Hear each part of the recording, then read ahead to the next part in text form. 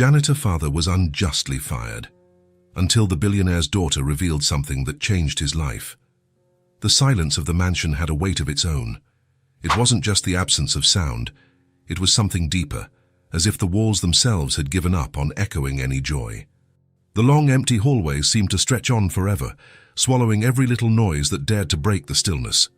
Silas pushed his cleaning cart down the main hallway, its wheels squeaking softly against the marble floor.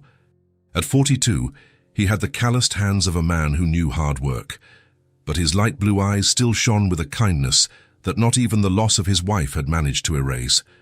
His blonde hair already showed a few grey strands at the temples, but he maintained an upright posture, working with the same dignity as always. The Whitmore house had always been like this, imposing on the outside, empty on the inside. But ever since Mr. Richard had left, taking with him not just his bags, but also any trace of life that still remained in those rooms, the place had become something even darker. It was as if the architecture itself reflected the state of mind of the one left behind. On the second floor, Diana Whitmore remained in her room, wrapped in a bitterness that had lasted for 8 months. At 31, she was still beautiful, platinum blonde hair falling in soft waves over her shoulders, green eyes that were once full of dreams, but now looked like frosted glass. She wore a light blue silk robe that cost more than many people earn in a month, but on her it just seemed like another unnecessary weight. Sitting at the mahogany vanity, Diana stared at her reflection without really seeing herself.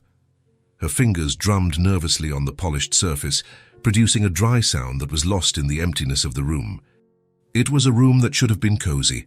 Pastel-toned wallpaper, classic furniture, a privileged view of the gardens, but it managed to be as cold as a tomb.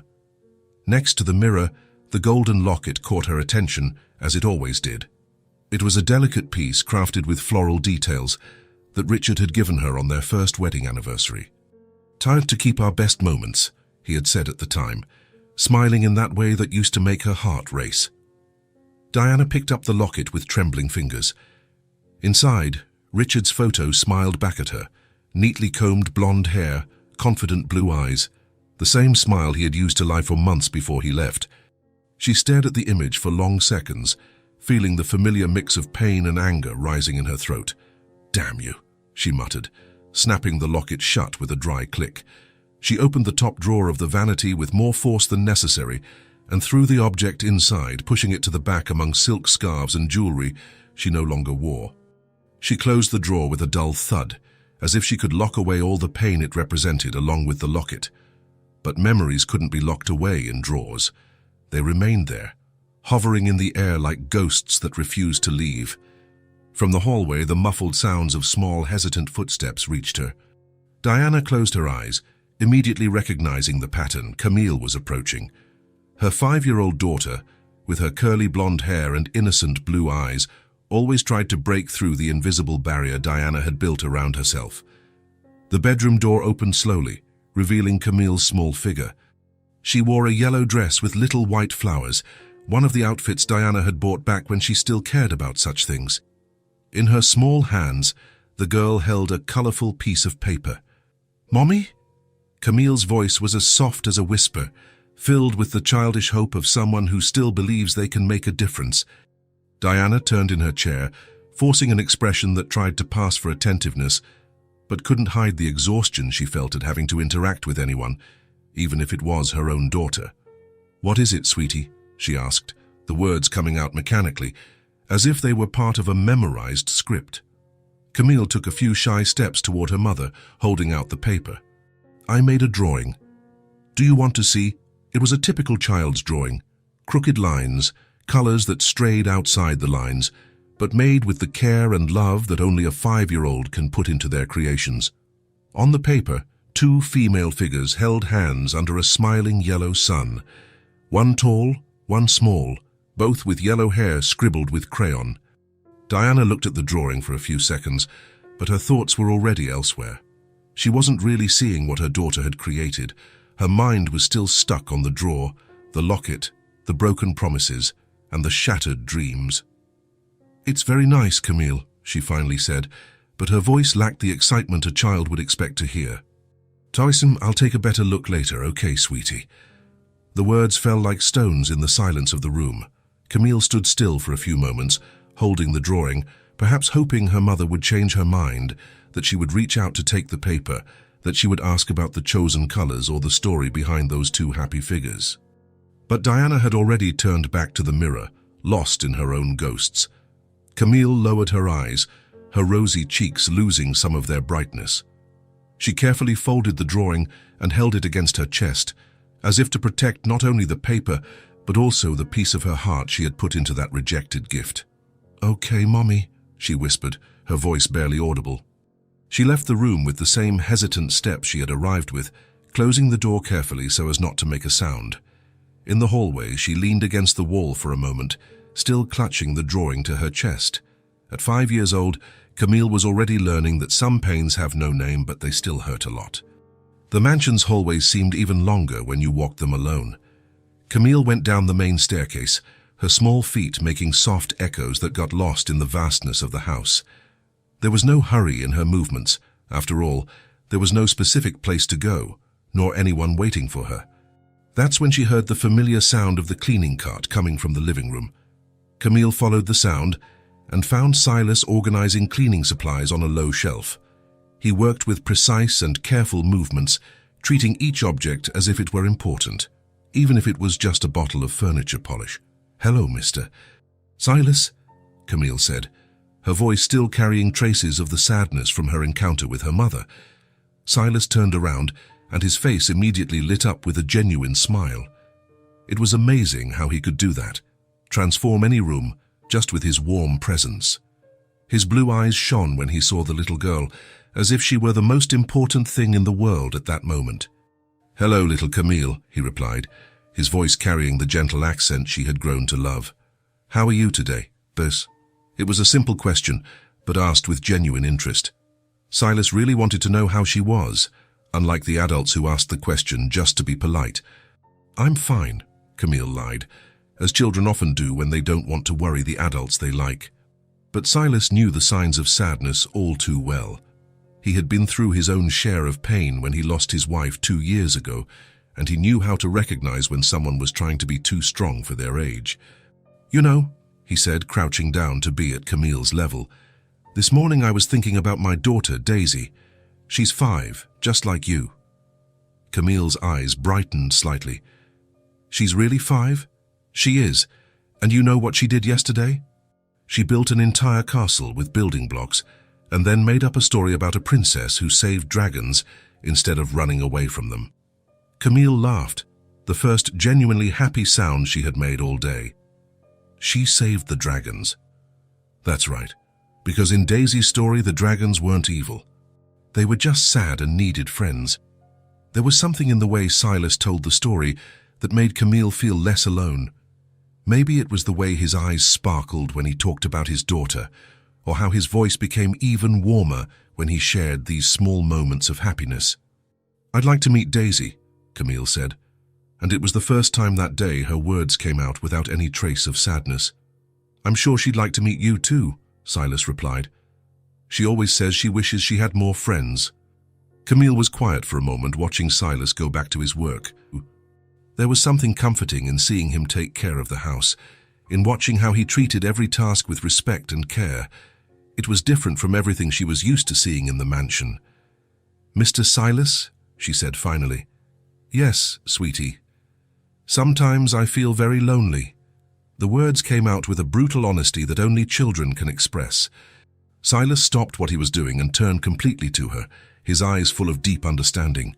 "I understand," he said, and Camille knew he really did.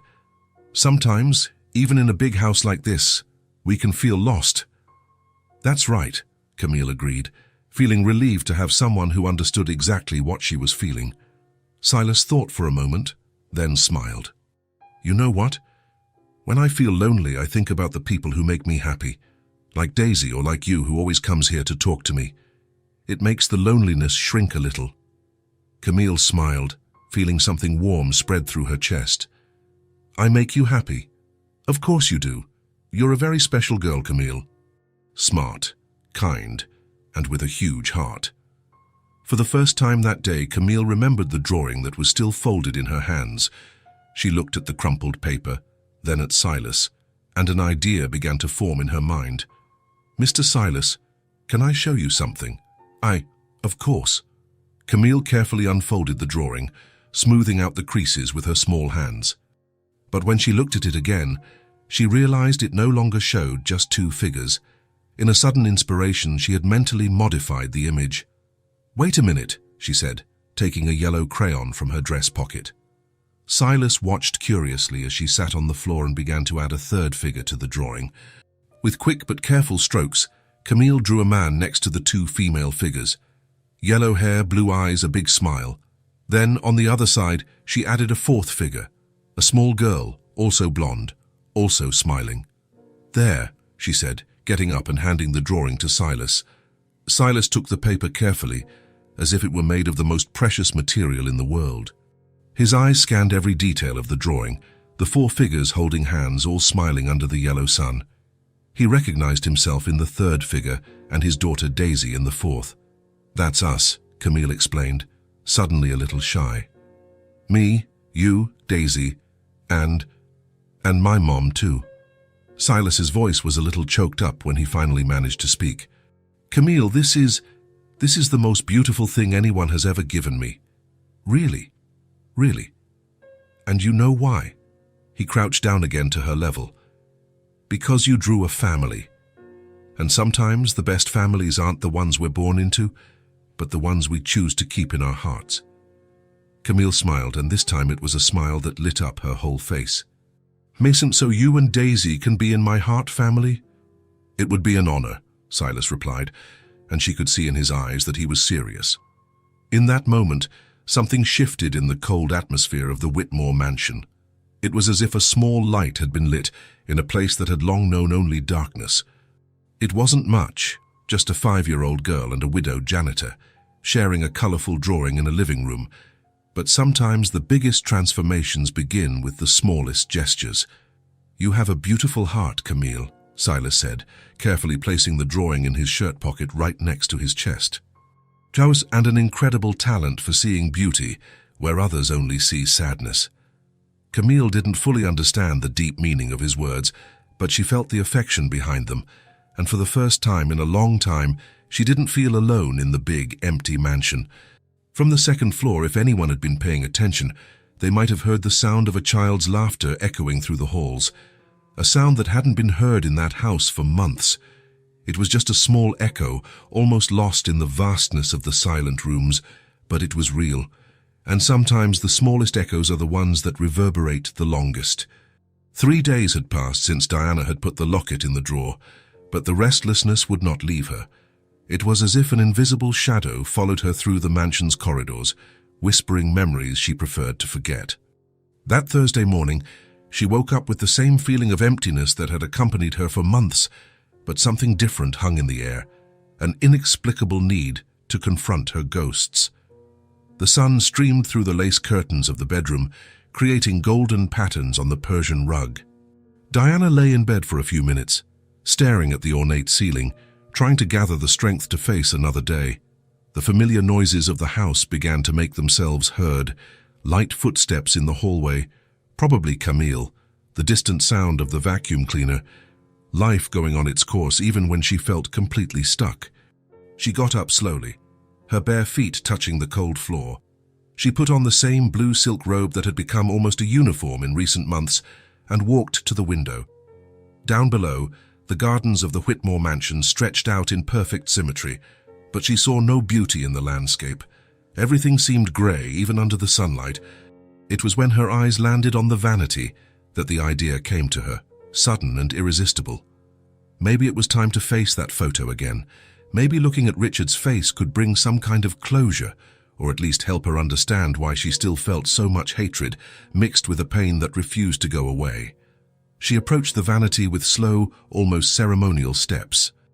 The mahogany surface reflected her pale face, her blonde hair disheveled from sleep, her green eyes that seemed to have lost any trace of life. What a pathetic woman she had become, she thought bitterly. Her fingers found the golden handle of the top drawer. For a moment she hesitated. Some wounds were better left alone, some pains were more bearable when kept in the dark. But curiosity, or perhaps the need to punish herself, was stronger. She pulled the drawer open slowly, as if expecting something to jump out. The drawer opened to reveal its familiar contents: silk scarves in pastel shades, some jewelry she no longer wore, a bottle of French perfume Richard had given her on their last anniversary, a few folded papers. Everything was in order, exactly as she remembered leaving it. Except for one thing.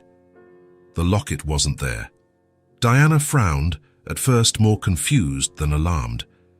Maybe she had put it somewhere else without realizing it. The last few months had been a fog of sadness and distraction. It wouldn't be impossible for her memory to fail her. She searched the contents of the drawer more carefully, moving each item aside, looking in every corner. She unfolded the scarves, sifted through the jewelry, checked to see if the locket hadn't slipped behind the drawer. Nothing. A strange feeling began to form in her stomach, not quite panic, but something close to disbelief. Diana opened the second drawer, then the third. She searched every compartment of the vanity, rummaged through every corner, every small space where the object could have ended up. The locket had simply vanished. Now the confusion gave way to something more intense. It wasn't so much the sentimental value of the object, in fact its absence should have been a relief, but the impossibility of the situation. Lockets don't just disappear on their own. Someone had entered her room and taken the one thing that, however painful, still connected her to the past. Diana sat down in the vanity chair, trying to organize her thoughts. Who would have access to her room? Who would know where she kept the locket? And more importantly, who would have a reason to take it? The answer came like a cold blade cutting through the fog of her mind. Silas. It was the only logical possibility. He was the only one who regularly entered her room to clean, the only one with unrestricted access to all the rooms in the house, and a golden, ornate locket was surely worth a considerable amount on the antiques market. At first, Diana resisted the idea. Silas had always seemed honest, hard-working, trustworthy, but then she remembered what men were like, all of them, without exception, disappointed in the end. Richard had shattered her illusions about fidelity and commitment. Why would Silas be any different when it came to honesty? She stood up from the chair with a sharp movement, anger beginning to boil in her veins. It wasn't just about the locket. It was about the betrayal, about trusting someone who took advantage of her vulnerability. It was about discovering that once again, she had been deceived by a man who pretended to be better than he really was. Diana left the room with firm steps and went down the main staircase. She found Silas in the library, carefully cleaning the glass on an old bookshelf. He worked with the same dedication as always, using a soft cloth to avoid scratching the delicate surface. Upon seeing her, he smiled with that kindness that now seemed fake and calculated to her. "Good morning, Mrs. Whitmore," he said, pausing his work. "How are you feeling today?" Diana studied his face for a few seconds, looking for signs of guilt or nervousness. But Silas seemed genuinely calm, his light blue eyes meeting hers without any hesitation. Either he was innocent, or he was a much better actor than she had imagined. "Silas," she said, her voice controlled but cold, "did you clean my room yesterday?" "Yes, Mum, as I always do on Tuesdays and Thursdays," he replied, seeming slightly surprised by the question. "Is there a problem? Did you touch my vanity?" Now Silas frowned slightly, as if trying to understand where this conversation was heading. "Only to clean it, ma'am. I dusted the surface and organized a few items that were scattered about. I always take care to leave everything exactly as it was." "And did you open the drawers?" "No, ma'am. I never touch closed drawers or personal belongings. It's a rule I set for myself." Diana watched every micro-expression on his face, every hesitation in his voice. Silas seemed genuinely confused, but she had learned the hard way that men could lie while looking you straight in the eye. "A very important item has gone missing from my room," she said finally, letting the words hang in the air like a veiled accusation. Silas's eyes widened slightly. "Missing? What happened?" "A golden locket. It was in the vanity drawer and now it's gone. I'm very sorry, Mrs. Whitmore, but I didn't touch any drawers. I can swear on my wife's memory." The mention of his deceased wife should have moved Diana, but it only fueled her certainty that she was being manipulated. Men like Richard also invoked sacred things when they lied. "So you were the only person with access to my room," she said, her voice taking on a sharp edge. "The only one who has been there in recent weeks. Mrs. Whitmore, please." Silas took a step toward her, his hands outstretched in a pleading gesture. "I would never do something like that. I would never steal anything from this house or any other." "Then how do you explain its disappearance?" "I don't know, but—" Silas stopped talking, as if realizing that anything he said would sound like a lame excuse. Diana watched the exact moment he understood the gravity of the situation. She saw disbelief give way to desperation, then to resignation. It was the look of a man who knew he had already been tried and convicted, regardless of any defense he could present. "You've disappointed me, Silas," she said, and each word came out like a final sentence. Silas closed his eyes for a moment, as if he had been punched. When he opened them again, there was something different in them, a deep sadness that went beyond the immediate situation. "I understand," he said, his voice low. "If you believe I did this, then there's nothing more I can say. I want you to leave my house immediately." Silas nodded slowly without arguing, without trying to defend himself further. He put the cleaning cloth in his pocket and walked toward the library door.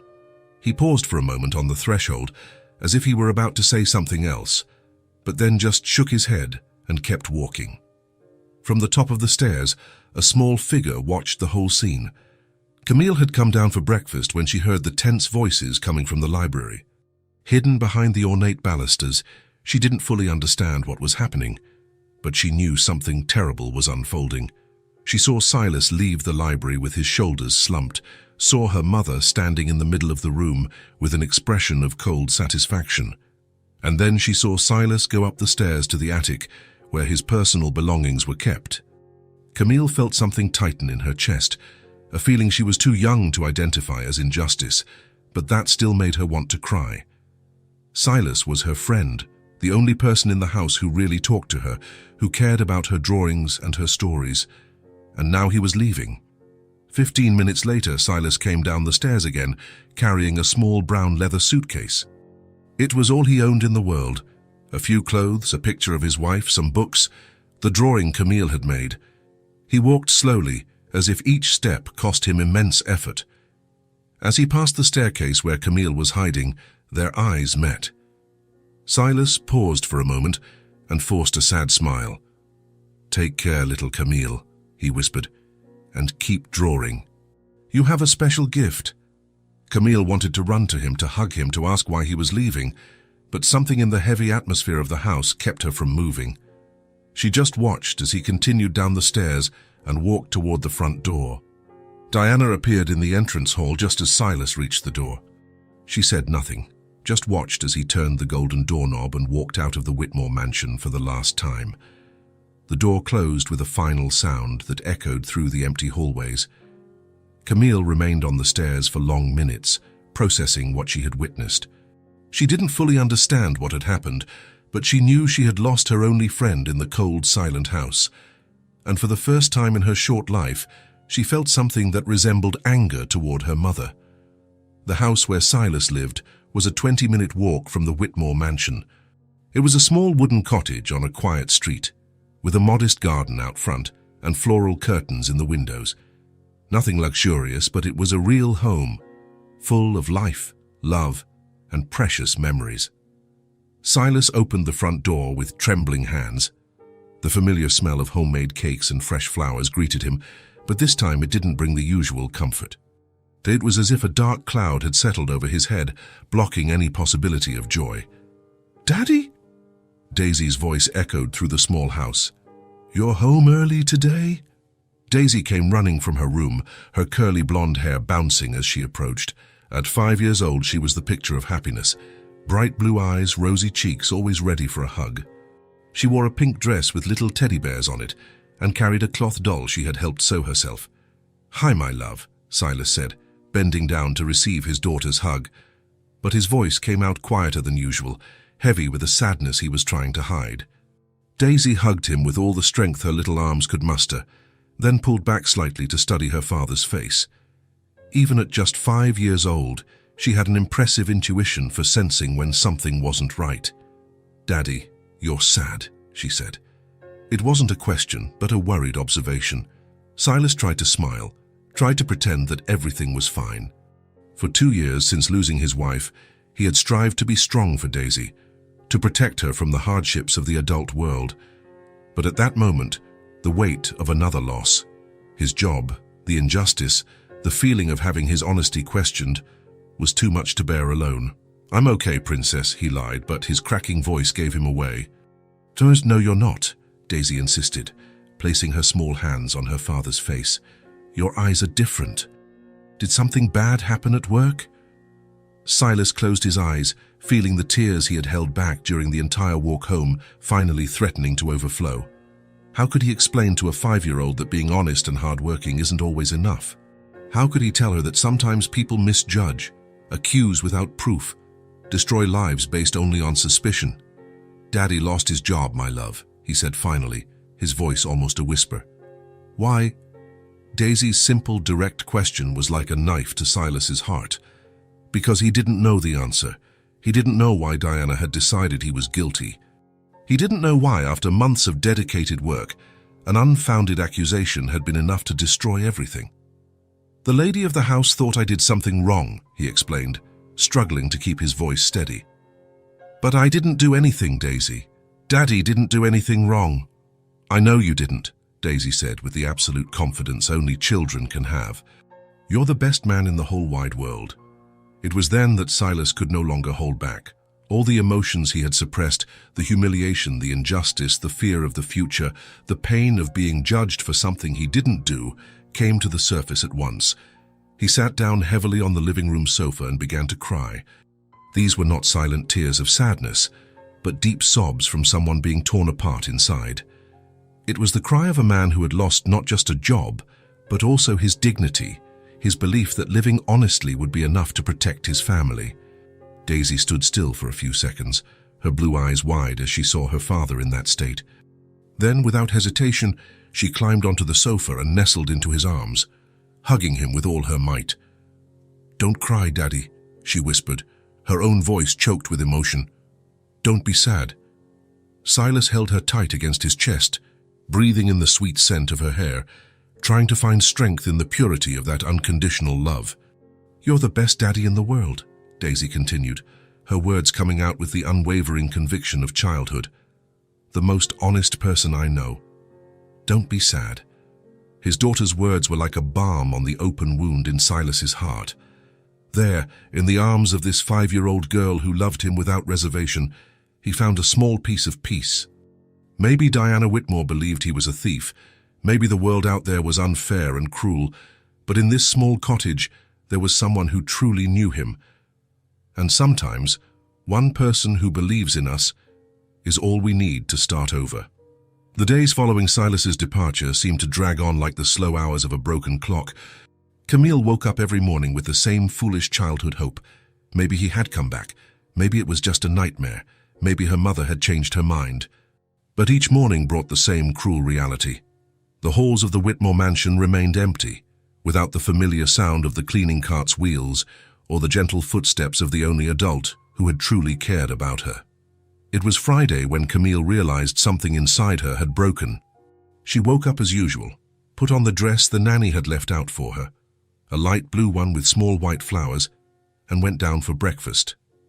But as she passed the living room where she used to find Silas organizing his cleaning supplies, the emptiness hit her like a punch to the gut. The room was impeccable as always. Someone, a new employee Diana had hired, was still doing the cleaning. But it wasn't the same. That warm presence was missing, that genuine smile, that kind voice that always had time to listen to her little stories. Camille stood at the doorway of the room, her blue eyes scanning every corner.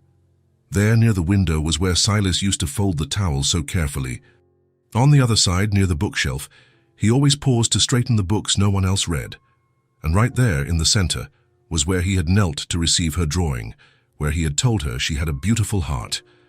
Now everything was empty, functionally clean, but emotionally dead.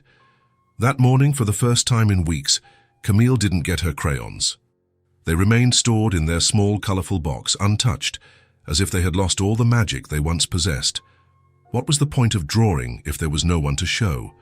What did her creations mean if the only adult who truly appreciated them was no longer there? The nanny, Mrs. Henderson, a 50-year-old woman with grey hair always tied in a strict bun, noticed the change in the girl's behavior. "Camille, dear, aren't you going to play today?" she asked, pointing to the toys organized in the corner of the playroom. Camille just shook her head without taking her eyes off the window.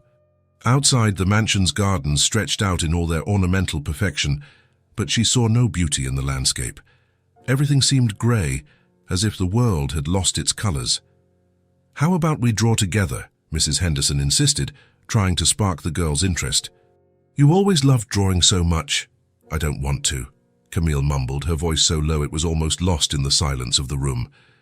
It was the first time she had refused to draw. In the previous days, the nanny had tried various approaches, games, stories, playing in the garden, but Camille seemed to have lost interest in everything. She ate little, spoke even less, and spent most of her time just staring into space.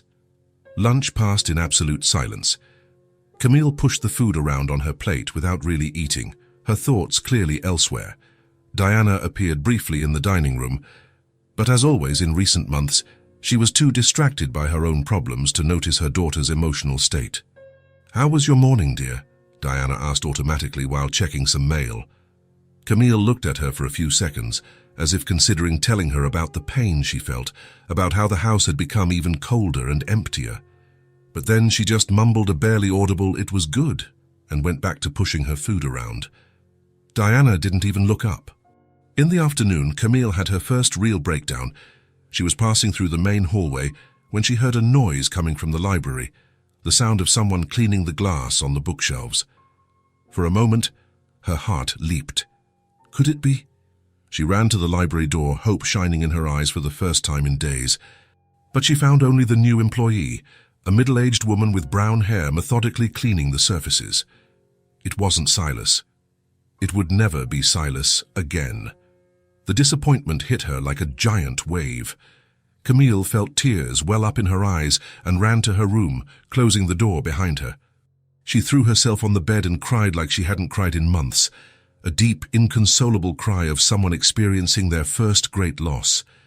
It wasn't just Silas's absence that hurt her.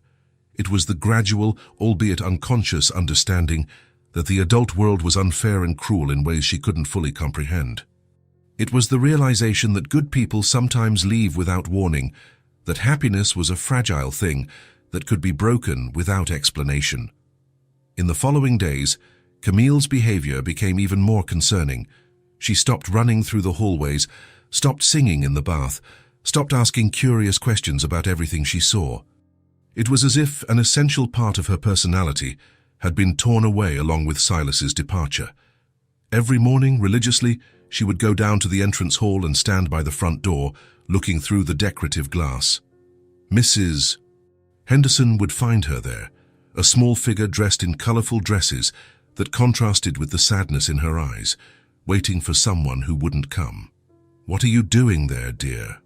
the nanny would ask, even though she already knew the answer. "Waiting," Camille would reply simply. Waiting for whom? But Camille never answered that question. She just kept looking out the window, her blue eyes lost in a hope that dwindled a little more each day.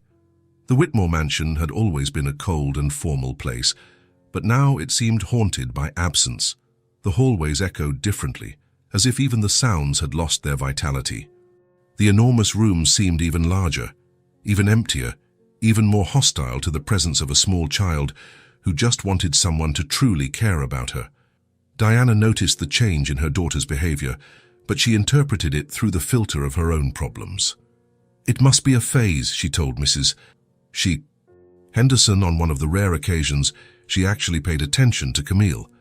"Children go through these things, she'll get over it." But Mrs. Henderson, who had cared for children for over 20 years, knew this wasn't just a phase. It was the grief of a child who had lost her only friend, her only source of genuine affection in a house where love had become a scarce commodity. One afternoon, Mrs. Henderson found Camille sitting on the living room floor, exactly where Silas used to organize his cleaning supplies. The girl wasn't doing anything, just sitting there looking at the empty space, as if she could conjure his presence through the force of her longing. "Camille," the nanny said gently, crouching down beside the girl. "You miss Mr. Silas, don't you?" It was the first time anyone had mentioned his name since he left. Camille looked up and Mrs. Henderson saw a sadness there that was too big to fit in the chest of a 5-year-old child. "He was my friend," Camille whispered, her voice choked with emotion. "The only one who really liked me." "Oh dear," Mrs. Henderson's heart ached. "Many people like you," but Camille just shook her head. With the cruel wisdom that children sometimes possess, she knew the difference between being tolerated and being genuinely loved. She knew her mother saw her as a burden, that the other staff members were kind only out of professional obligation. Silas had been different. He had chosen to care about her. And now he was gone. That night, Camille ate only a few sips of soup and went to her room without saying goodnight. She lay down on the bed, still dressed, hugging a teddy bear she had received for her last birthday. Through her bedroom window, she could see the city lights turning on, thousands of bright dots that resembled stars. She closed her eyes and tried to remember Silas's voice saying she had a beautiful heart. She tried to remember his smile when he received the drawing, the way his eyes shone when he talked about his daughter. They were precious memories, but they also hurt, because they made his absence even more real. The Whitmore mansion slept that night, wrapped in a silence that seemed deeper than usual, and in the small room on the second floor, a 5-year-old girl learned that some pains have no age, that some losses leave scars that not even time can completely erase. The pain of absence spoke louder than any explanation, louder than any attempt at consolation. It was a language Camille was learning to speak, even though she was too young to fully understand its words. A week had passed since Silas's departure, and even Diana, lost in her own world of bitterness, began to realize something was different about Camille. It was impossible not to notice. The girl who used to run through the hallways now walked like a shadow. The child who used to chatter during meals now barely touched her food. The laughter that occasionally echoed through the mansion had simply vanished. That Tuesday, Diana came down for breakfast earlier than usual. She found Camille sitting at the breakfast table, distractedly stirring a plate of pancakes that Mrs. Henderson had made especially for her. The girl was dressed in a pink dress with small white bows, but even the cheerful color of the outfit couldn't mask the sadness radiating from her small figure. "Good morning, dear," Diana said, pouring herself coffee into a fine porcelain cup. Camille briefly looked up, mumbled a barely audible "good morning," and went back to stirring her food without really eating. Diana sat at the table, watching her daughter with an attention she hadn't given to anything but her own sorrows for months. There was something disturbing about Camille's posture. Her small shoulders slumped as if carrying an invisible weight, her blue eyes lacking the characteristic sparkle of childhood, the way she seemed to have withdrawn into herself. "Aren't you hungry?" Diana asked, trying to start a conversation. "Not really," Camille replied, her voice so low it was almost lost in the sound of porcelain clinking against the table. An uncomfortable silence settled between them. Diana took a few sips of coffee, trying to find the right words. Talking to children had never been her strong suit. Even before Richard left, she delegated most of Camille's care to nannies. But now, faced with such palpable sadness, she felt compelled to do something. "Camille," she said finally, "you've been very quiet lately. Did something happen?" It was too obvious a question, and they both knew it. Camille looked up at her mother, and Diana saw a frightening maturity for a 5-year-old. It was as if the girl was deciding whether it was worth sharing what she felt. "Why did you send him away?" Camille asked suddenly, her voice filled with a genuine pain that startled Diana. The question hit like a punch to the gut. Diana hadn't expected Camille to address the issue so directly, nor that she would know the details of Silas's dismissal. For a few seconds she was at a loss for what to say. "Who, sweetie?" she asked, though she knew perfectly well who her daughter was talking about. "Mr. Silas," Camille said, her voice trembling slightly as she spoke his name. "He was my friend." The brutal simplicity of the statement struck Diana like a blade. "He was my friend." 4 words that contained a silent accusation, a lament, a loss she had caused without realizing the consequences. Diana carefully set down her coffee cup, buying time to organize her thoughts. How could she explain concepts like betrayal, suspicion, the need to protect what was left of her already shattered life to a 5-year-old? Silas. He made a very serious mistake, Camille, she said finally, choosing her words carefully. Sometimes when people do wrong things, they have to leave. Camille frowned, processing the explanation. What kind of mistake? Diana hesitated. She didn't want to go into detail about the stolen locket, about suspicions and accusations. He took something that wasn't his, she said vaguely. But he was good, Camille mumbled, her words coming out like a wounded whisper. The simple phrase echoed in the silence of the breakfast room like a painful echo. Diana looked at her daughter, really looked perhaps for the first time in months, and saw a sadness there that shouldn't exist on a child's face. She saw the loss of innocence, the confusion of someone who can't understand why bad things happen to good people. But he was good. The words kept reverberating in Diana's mind as she tried to find a suitable response. Sometimes, she said slowly, people who seem good do things that aren't good. But even as she said it, a part of Diana questioned her own words. Silas had always been dedicated, honest, respectful. He had never given any reason for suspicion until the locket incident. And even then, his denials had sounded genuine. His surprise had seemed real. Camille didn't answer. She just continued to stir her food. But now Diana could see tears forming in the corners of the girl's blue eyes. I miss Daddy, Camille said suddenly, changing the subject in a way that only children can. And Mr. Silas made me feel less lonely. The words hit Diana like a direct shot. There it was, the raw, painful truth. Her daughter felt lonely. Lonely enough for an employee to become her only friend, her only source of affection and attention, in a house that was supposed to be a home, but had become just a mausoleum of shattered dreams. Camille, Diana began, but she didn't know how to finish the sentence. How do you apologize to a child for being absent?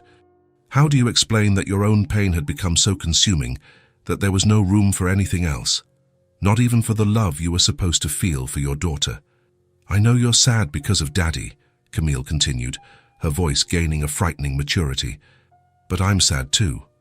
And now I don't have anyone to talk to anymore. The child's brutal honesty was like a mirror being held up to Diana's face.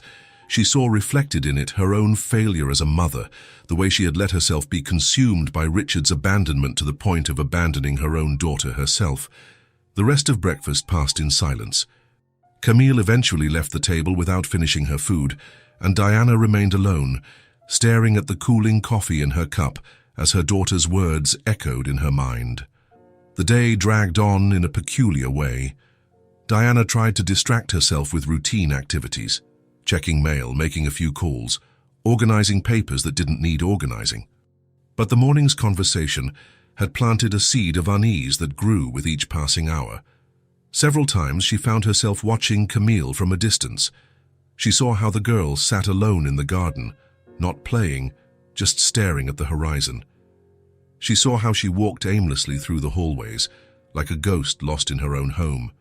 She saw how she avoided the places where Silas used to work, as if those spaces had become sacred ground not to be tread upon. In the afternoon, Diana witnessed a scene that shook her deeply. Camille was in the living room when the new cleaning lady appeared with her cart. The girl looked at the cart for long seconds, then turned and ran out of the room as if she couldn't bear the memory that object evoked. It was then that Diana began to question, for the first time, whether she had made the right decision about Silas. Night came with a light rain that gently tapped against the mansion's windows. Diana was in her room, trying to read a book she couldn't absorb, when she heard hesitant footsteps in the hallway. They were small, cautious steps that she recognized immediately. The bedroom door opened slowly, revealing Camille's small figure. The girl was wearing her pink pajamas with little teddy bears, and her blonde hair was messy, as if she had tried to sleep but couldn't. But what caught Diana's attention the most was what Camille was holding in her hands. It was the golden locket. Diana felt her heart stop for a few seconds. There it was, the object that had led to Silas's dismissal, that had destroyed trust and altered the course of several lives, in the small hands of her 5-year-old daughter. "Camille," Diana said, her voice sounding strange, almost unrecognizable. Camille took a few hesitant steps toward the bed, holding the locket as if it were a bomb about to explode. Her blue eyes were filled with tears that hadn't yet fallen, and there was an expression of guilt and fear on her face that broke Diana's heart. "It was me, Mommy," Camille said in a low voice, almost a whisper. "I took it." Diana stared at her in absolute silence, trying to process what she was hearing. All the pieces of the puzzle were rearranging in her mind: Silas's unfair dismissal, Camille's sadness, the genuine denials from the employee she had chosen not to believe. "You," Diana began, but the words refused to come out. Camille came closer, holding out the locket with trembling hands. "I just wanted to have Daddy close," she continued, her voice filled with a pain that was too big for a child's chest. "When I saw the picture, I thought that maybe he would come back." Camille's words hit Diana like an avalanche of understanding and horror. There was her 5-year-old daughter, carrying a guilt she shouldn't have to carry, suffering in silence for an innocent mistake that had resulted in devastating consequences. "I didn't want Mr. Silas to leave," Camille continued, the tears finally starting to fall. "I didn't know you would get mad at him. I just wanted Daddy to come home." Diana reached out and took the locket from her daughter's hands. The object that had become a symbol of betrayal and loss now revealed itself as a symbol of a child's desperation to keep a family together that was already broken. "Oh, Camille," Diana whispered, her own voice choked with emotion. "Sigh, my little one." "Are you mad at me?" Camille asked, her voice small and scared. Diana looked at her daughter, really looked, and for the first time in months, she saw beyond her own pain. She saw a 5-year-old girl who had lost her father, who had an emotionally absent mother, who had found affection only in a kind employee whom she herself had sent away with an unjust accusation. She saw the weight Camille was carrying, the guilt for the locket's disappearance, the responsibility for Silas's departure, the loneliness of living in a house where no one really saw her. It was too heavy a burden for any child, and Diana realized with horror that she had been the one to place it on her daughter's small shoulders. "No, sweetie," Diana said, her voice breaking. "I'm not mad at you. I'm so sorry." For the first time in months, Diana truly saw herself as a mother, not as a wounded woman who happened to have a daughter, but as someone responsible for protecting, caring for and loving a child who desperately needed her attention. "Psyche, I hurt an innocent person," she said more to herself than to Camille. "And I hurt you too." Camille took a few more steps and climbed onto the bed, snuggling next to her mother in a way she hadn't in a long time. Diana wrapped her arms around her daughter, feeling how small and fragile she was, how much she had grown in the last few months while she hadn't been paying attention. "I'm going to fix this," Diana whispered in Camille's ear. "I'm going to find a way to fix everything." And at that moment, hugging her daughter as the rain continued to beat against the windows, Diana made a decision that would change the course of their lives. Not just regarding Silas, but regarding everything. Her way of being a mother, her way of dealing with pain, her way of living. For the first time since Richard left, Diana didn't just feel like an abandoned woman. She felt like a mother who had almost lost her daughter because she was too immersed in her own sadness to see what truly mattered. And she decided that had to change. Diana woke up that Wednesday with a different feeling in her chest. For the first time in months, she had a clear purpose, a mission that went beyond her own grief. During the night, holding Camille, she had made a decision that would change everything. She had to find Silas and fix the terrible mistake she had made. It wasn't easy to find out where he lived. Diana had never been interested in the personal details of her employees, had never cared about their lives outside the mansion. She had to call the employment agency that had recommended Silas, explain the situation vaguely, and finally get the address after much insistence. When she told Camille about the plan to find Silas, the girl's eyes lit up for the first time in a week. It was as if a small flame had been rekindled in her chest, a hope she had held on to, but hadn't dared to express. "Are we really going to find Mr. Silas?" Camille asked, her voice filled with cautious expectation. "Yes, we are," Diana replied, helping her daughter get dressed. "Well, you'll be able to apologize, and so will I." They chose a yellow dress for Camille, The same one she wore the day she first showed her drawing to her mother. Somehow it felt appropriate. Diana opted for simple clothes, black pants and a white blouse, with no extravagant jewelry or excessive makeup. She wanted to appear sincere, humble, not the arrogant lady who had fired an innocent man. The drive to Silas's house took 20 minutes. Diana drove slowly, both out of nervousness and to give Camille time to prepare for the meeting. The girl remained quiet in the back seat, clutching the locket they had decided to bring as proof of the truth. "Are you nervous, sweetie?" Diana asked, looking in the rearview mirror. "A little bit," Camille admitted. "What if he doesn't want to forgive us?" Her daughter's question echoed Diana's own fears. Silas would have every right to refuse to speak with them, to slam the door in the faces of the people who had destroyed his reputation without proof. But Diana hoped that the kindness she had always seen in him would be stronger than his justified resentment. "If he doesn't want to forgive us, we'll accept it," Diana said honestly. "But we're going to try. Good people are usually able to forgive, even when it's hard." Silas's house was on a quiet street, lined with trees that were beginning to show their autumn colors. It was a small, cozy cottage with a well-kept garden in the front and floral curtains in the windows. There was something warm about that simple house that the Whitmore mansion, with all its grandeur, had never managed to have. Diana parked the car in front of the low, white-painted wooden gate. For a few seconds, mother and daughter remained inside the vehicle, gathering the courage for what was to come. "Are you ready?" Diana asked. Camille nodded, pressing the locket against her chest. "I am." They walked together through the small garden to the front door.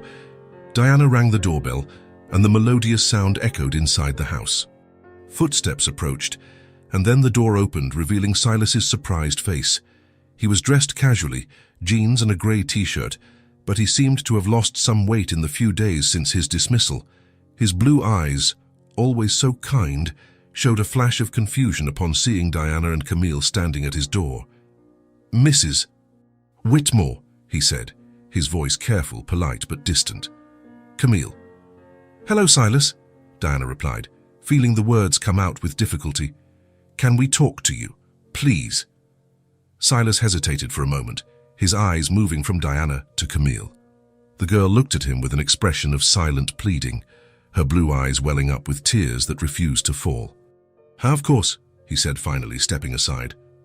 "Come in." The inside of the house was as welcoming as the outside promised. Simple but well cared for furniture, photographs in frames scattered on the tables, the gentle scent of fresh flowers in the air.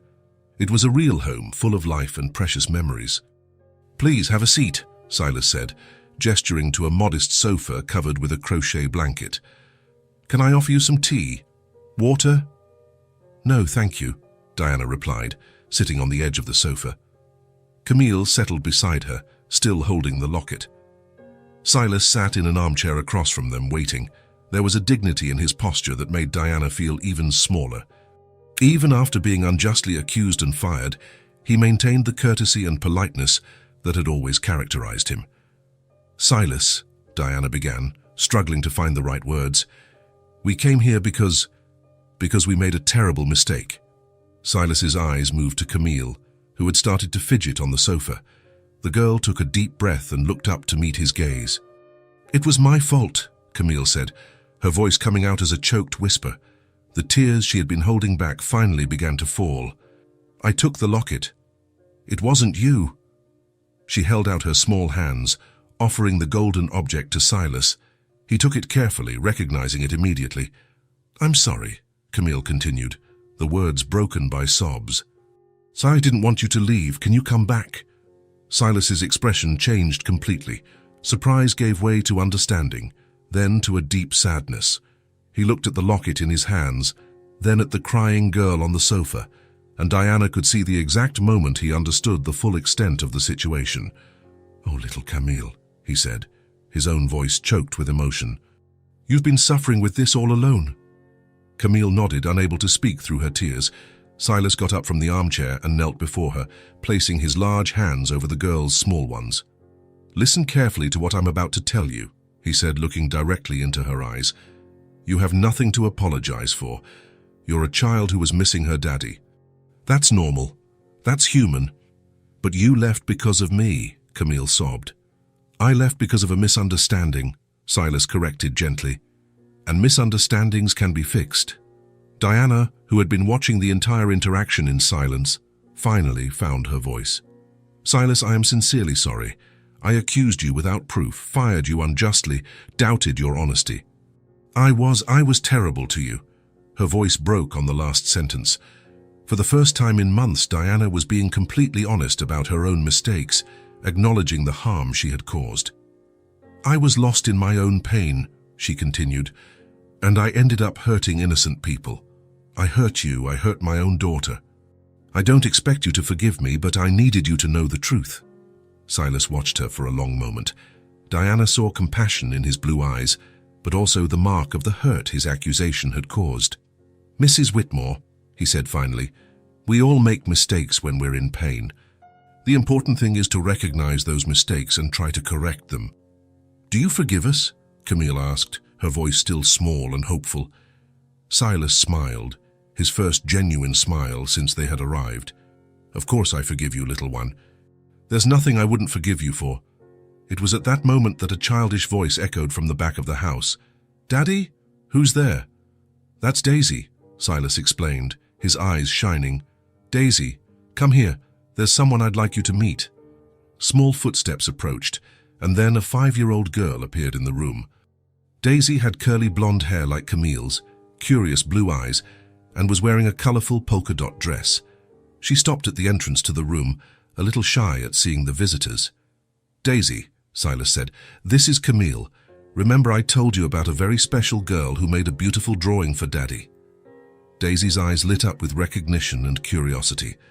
She took a few shy steps toward the sofa, studying Camille with the natural interest of children. Hi, Daisy said, her voice soft. Hi, Camille replied, wiping the tears from her face and trying to smile.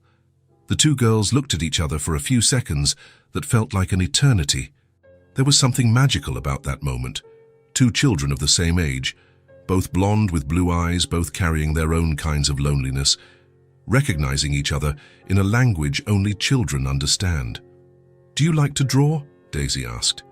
I love it, Camille replied, her smile becoming more genuine. Me too. Do you want to see my room? I have lots of drawings taped to the wall. Camille looked at her mother, silently asking for permission. Diana nodded, and the two girls ran out of the room, their cheerful voices echoing down the hallway. Diana and Silas were left alone, watching their daughters go. There was something comforting in seeing Camille laugh again, in seeing the natural way the two children had connected. She's beautiful, Diana said, referring to Daisy. Thank you. Camille is a special girl too. She has a huge heart. A comfortable silence settled between them. Finally, Diana gathered the courage to ask the question that really mattered. Silas, would you come back to work at the mansion?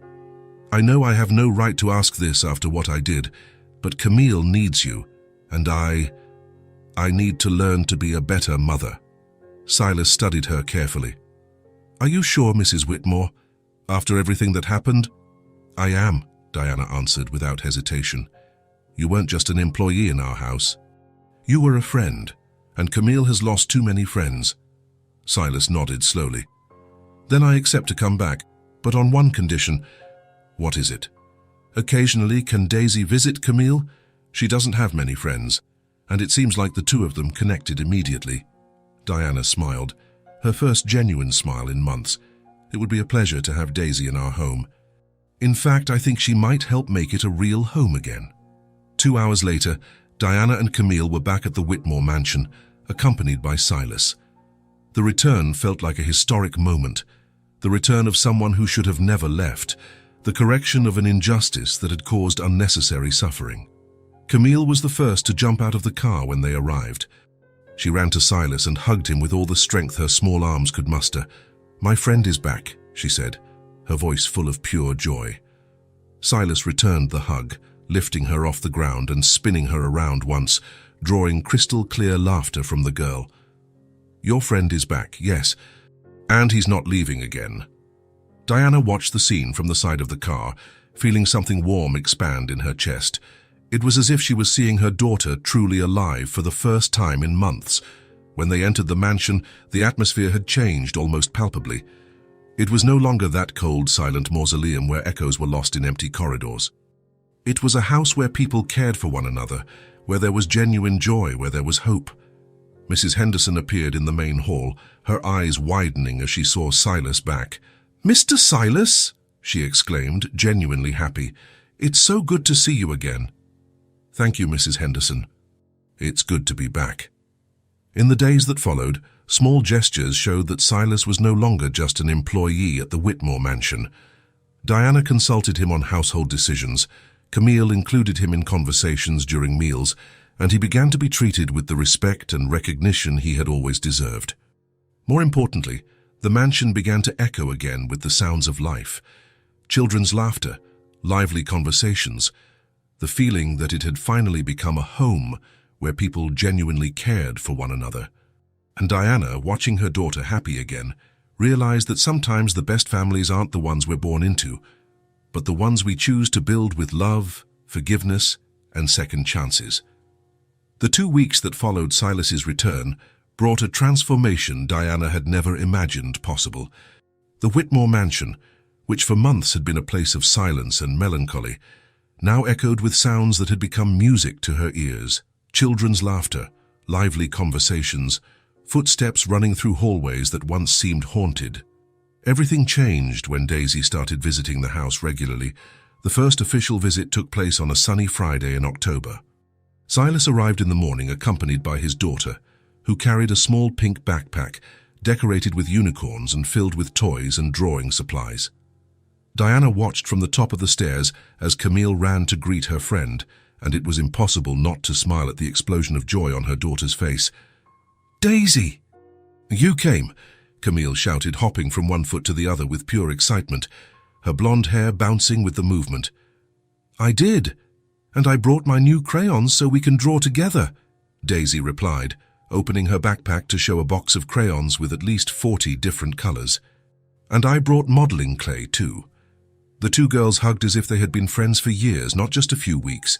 Diana watched that moment of pure childhood joy and felt something stir in her chest, an emotion she hadn't experienced in months, something like genuine hope.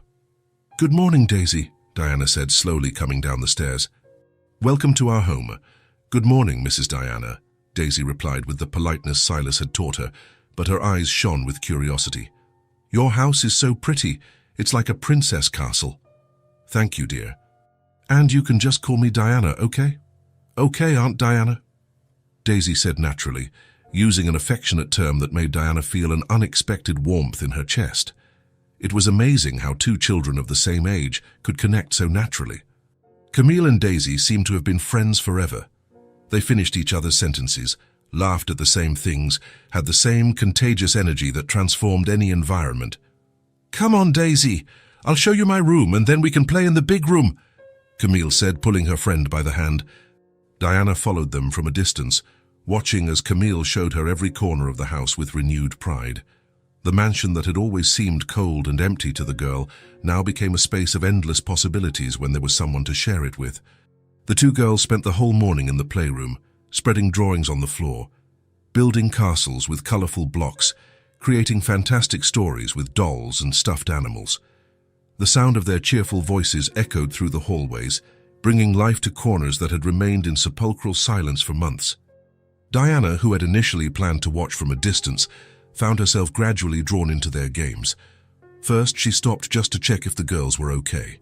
Then she stayed for a few minutes, listening to the elaborate stories they invented. Before she knew it, she was sitting at the doorway of the room, genuinely interested in the two friends' imaginary adventures. "Aunt Diana," Daisy called out at one point, interrupting a story about a princess who commanded dragons. "Do you want to help us make a giant drawing?" Diana hesitated for a few seconds, her responsible adult instincts telling her she had important things to do. But there was something irresistible in the invitation from those two pairs of blue eyes staring at her with pure expectation. "Of course," she said, surprising herself with her own answer. "What kind of drawing do you want to make?" "A drawing of our family," Camille said excitedly, pointing to a roll of paper they had spread on the floor. With everyone together, in a very colourful house. And with lots of flowers in the garden, Daisy added, already starting to draw yellow daisies. Diana sat on the rug next to the girls, picked up a yellow crayon, and for the first time in years, allowed herself to be just a person playing with children. Not an elegant lady worried about appearances, not a woman hurt by abandonment, just someone sharing a simple, pure moment. She drew a house with big windows and a bright red door. Camille added figures of people holding hands in the garden. Daisy created a smiling sun with rays that embraced the whole scene. Together they built a world on paper where everyone was happy and no one ever left. "Look how beautiful it is," Camille said, admiring their collective creation. "We did this together," Daisy added, clapping her hands. Diana looked at the drawing and felt tears forming in her eyes, not of sadness but of pure joy. As the days went by, these scenes became routine. Daisy came to the mansion 3 times a week, and each visit brought new discoveries. The two girls complemented each other perfectly. Camille was more introspective and artistic. Daisy was more extroverted and adventurous. Together, they created an energy that transformed any environment, no matter how formal. Diana found herself participating more and more in these activities. She helped with the drawings, sat on the floor to listen to the elaborate stories they invented, participated in imaginary picnics in the living room. Slowly, she was rediscovering a part of herself that she had buried under layers of pain and bitterness. One afternoon, as they watched Camille and Daisy build an entire city with blocks, complete with a hospital, school, park, and even a zoo, Diana had a conversation that marked her deeply. "Aunt Diana," Daisy said, carefully placing a green block on the hospital roof, "why were you sad for so long?" The question came with the brutal honesty that only children can have. Camille looked at her mother, curious to hear the answer. Diana stopped what she was doing, holding a red block between her fingers. "I was sad because someone I loved went away," she said honestly. "And that's why you didn't play with Camille?" Daisy asked. The question hit Diana like a punch to the gut. "No," she admitted. "And that was very wrong of me. But now you play with us?" Camille said cheerfully. "And it's much more fun this way." "It is much more fun this way," Diana agreed, smiling at her daughter. At that moment, watching the two girls work together, Diana had a revelation that struck her like a bolt of clarity. "For so long I tried to get back someone who left," she thought, watching her daughter explain to Daisy where each building should go, "and I ignored the one who was always here." The truth was simple and devastating. She had spent 8 months obsessed with Richard's absence, trying to understand why he had left, dwelling on grievances, wondering what she could have done differently. Meanwhile, Camille, her lovely, smart, affectionate daughter, had grown up alone, starved of maternal attention and love. At that moment, watching Camille laugh with Daisy, Diana made a decision that would change everything. She was going to value the present.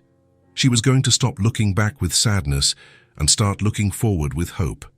She was going to learn to be the mother Camille always deserved. "Girls," she said, approaching the block construction, "can I help you make the city park?"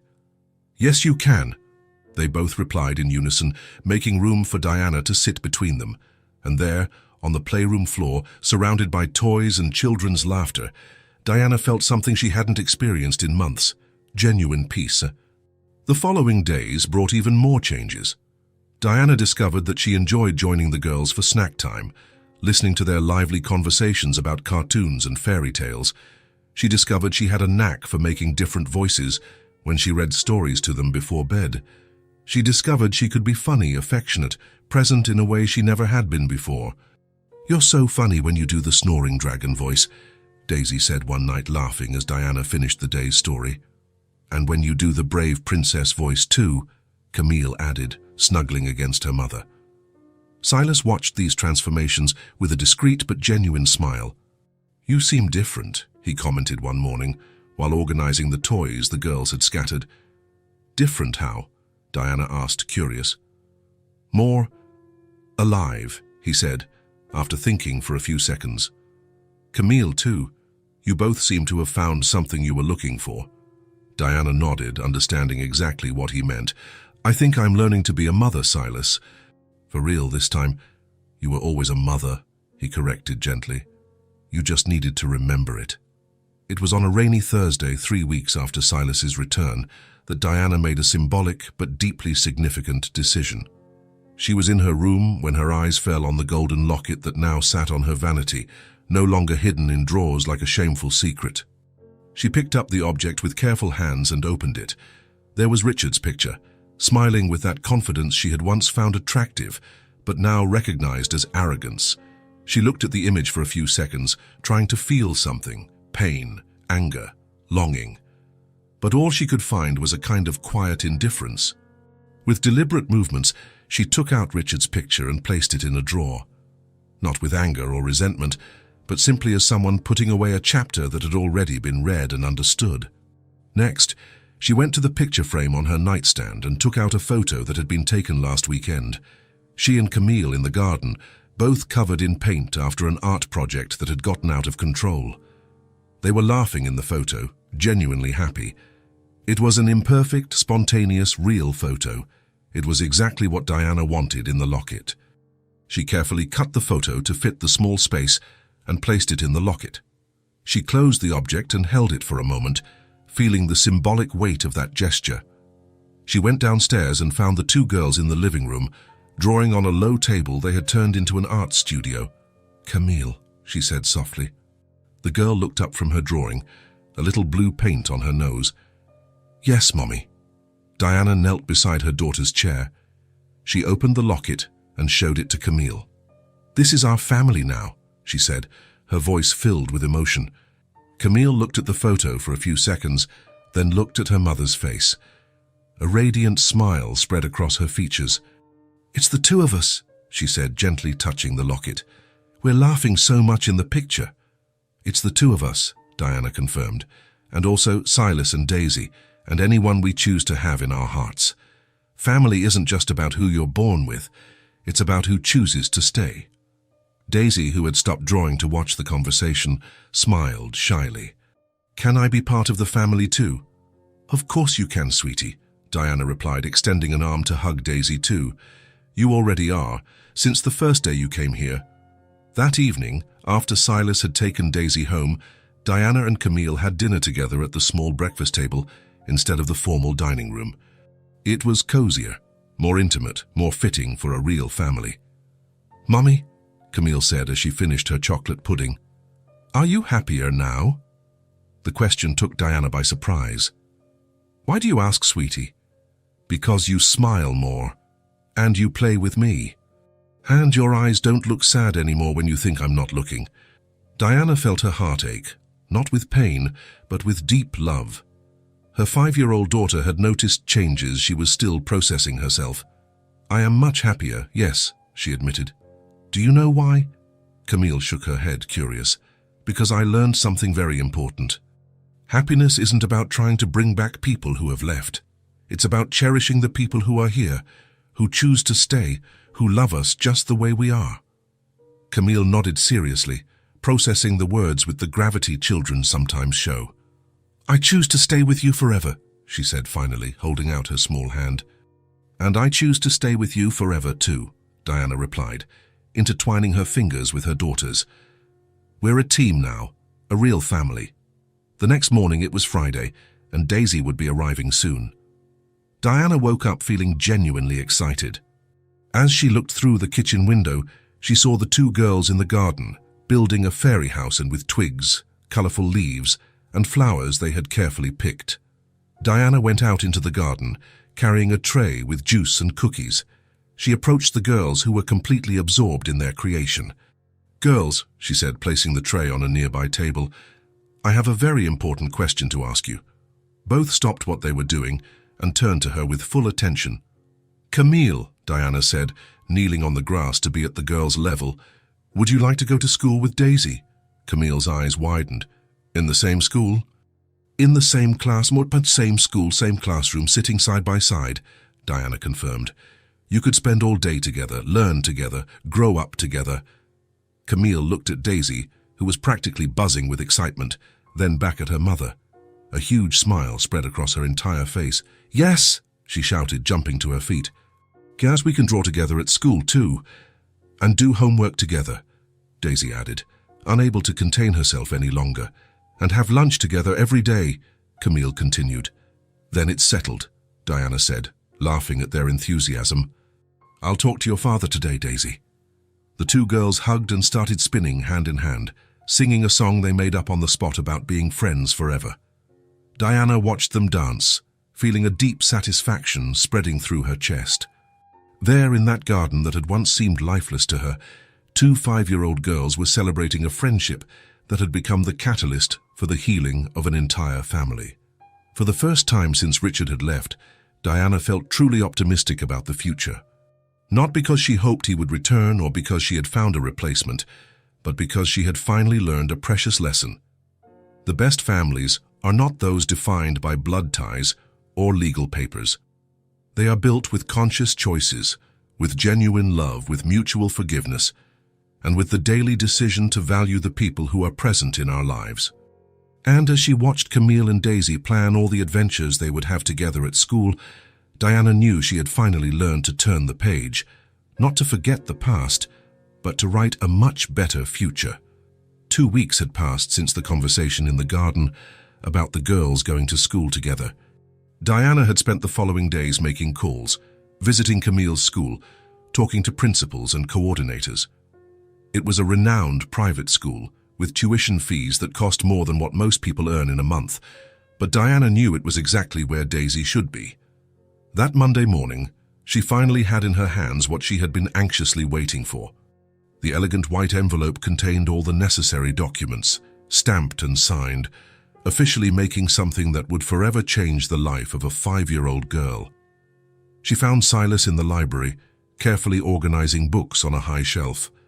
He worked with the same dedication as always, treating each volume as if it were a rare treasure.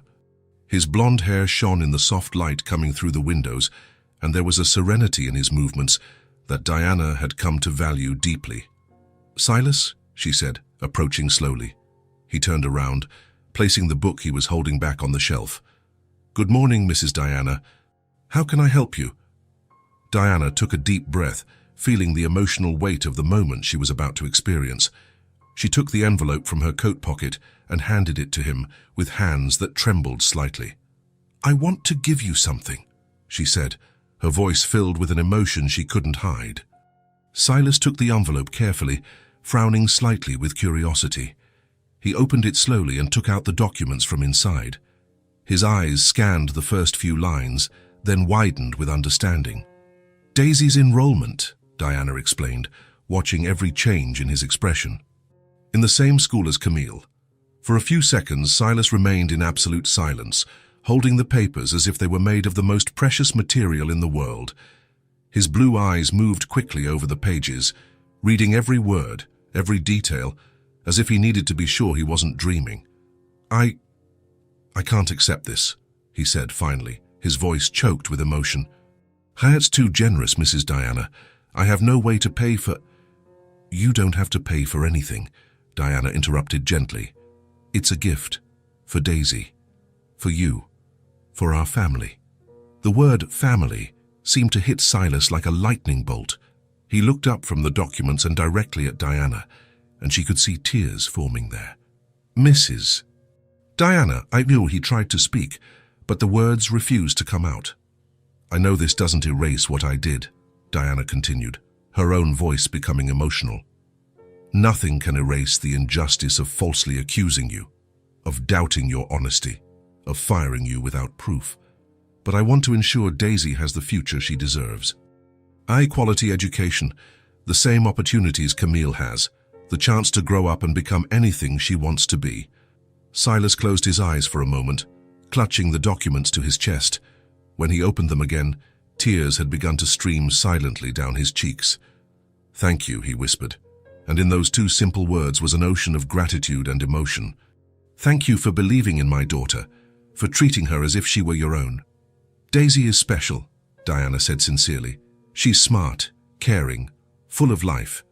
And more important than all of that, she makes Camille happy in a way I could never do alone." At that moment, the familiar sound of children's laughter echoed down the hall. The two girls appeared at the library door, running hand in hand, their cheerful voices filling the space that once knew only silence. "Daddy! Aunt Diana!" Daisy shouted, stopping abruptly as she noticed the emotional atmosphere in the room. Why are you crying?" Camille also stopped, her blue eyes moving from her mother's face to Silas's, trying to understand what was happening. Silas knelt down to the girls, level, still holding the documents. "You know that talk we had about going to school together?" "We know," they both replied in unison, their faces lighting up immediately. "Well," Silas said, his voice still thick with emotion, "Aunt Diana made it happen. Daisy is going to the same school as you, Camille, in the same class." The silence that followed lasted only a few seconds, but it felt like an eternity. Then, as if they had been simultaneously zapped with electricity, the two girls exploded into screams of joy. "Is it true?" Camille asked, hopping from one foot to the other. "Is it really true?" Daisy echoed, starting to spin in place. "It's true," Diana confirmed, smiling through her tears. "You're going to school together. You'll learn together. You'll grow up together." The two girls hugged each other so tightly they almost fell over. Then they ran to Diana and Silas, wrapping the two adults in a group hug that seemed like it would last forever. There, in that library that had witnessed so many moments of loneliness and sadness, four people embracing formed a picture of love and gratitude that transcended any traditional definition of family. "Thank you, Mummy," Camille whispered in Diana's ear. "For ever making Daisy stay with me forever." "Thank you, Aunt Diana," Daisy said, pressing her face against Diana's shoulder, "for letting me be part of your family." Diana looked over the girls, blonde heads to meet Silas's eyes. He watched her with an expression of such deep gratitude that she felt her heart ache with emotion. "Thank you," he mouthed silently without a sound, but she understood perfectly. Diana nodded, hugging the two girls tighter. At that moment, watching Camille and Daisy excitedly plan what their first day of school together would be like, she understood something fundamental about redemption and second chances. It wasn't about erasing past mistakes. That was impossible. It was about choosing to build something better in the future, about turning regret into action, about using the lessons learned from one's own mistakes to create opportunities for healing and growth. The girls finally broke from the hug and ran to the garden, their voices echoing down the hallways as they enthusiastically discussed school uniforms, new supplies, and all the adventures they would have together at school. Diana and Silas remained in the library, watching them go. The silence between them wasn't uncomfortable. It was the kind of silence shared by people who had been through a difficult journey together and had finally reached a place of peace. "Mrs. Diana," Silas said finally, "how can I ever repay all this generosity?" Diana smiled, touched by the question. "Just keep being who you are, Silas. Keep being a wonderful father to Daisy. Keep being our friend, keep being part of our family. That's all I could ever wish for." From the garden, the sounds of pure joy reached them.